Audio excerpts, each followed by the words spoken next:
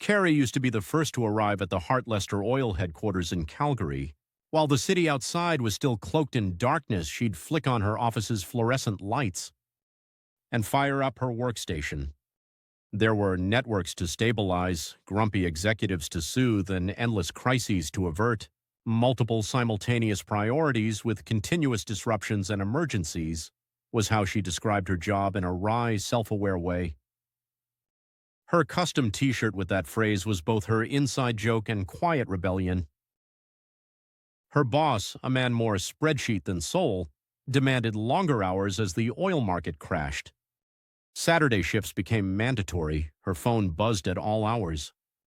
And her body, her precious body, began signaling that something was unraveling.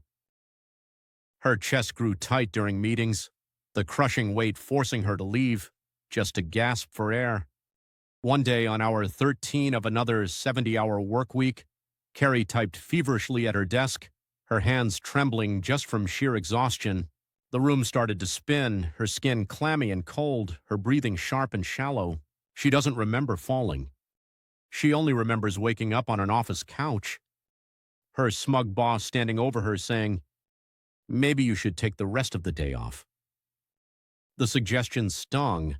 There was no concern in his voice, only frustration that she wasn't working. Kerry walked out of that office and didn't come back.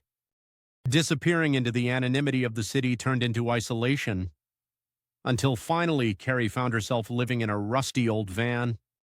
But then came Janet and Marie, two native women, rough around the edges but undeniably kind, who drew Kerry out. We're the queens of recycling. Kerry's first bottle-picking run left her winded and embarrassed, but Janet and Marie made it an adventure. Business is picking up. Her manic episodes, however, were a harder weave. Mania brought sleepless nights of frenzied clutter. But Janet and Marie, without judgment, would sit quietly with Kerry, grounding her. Through these trials, Kerry found something she hadn't had in years: pride in survival. It wasn't what she'd originally dreamed, but it was hers. For Kerry, that was enough.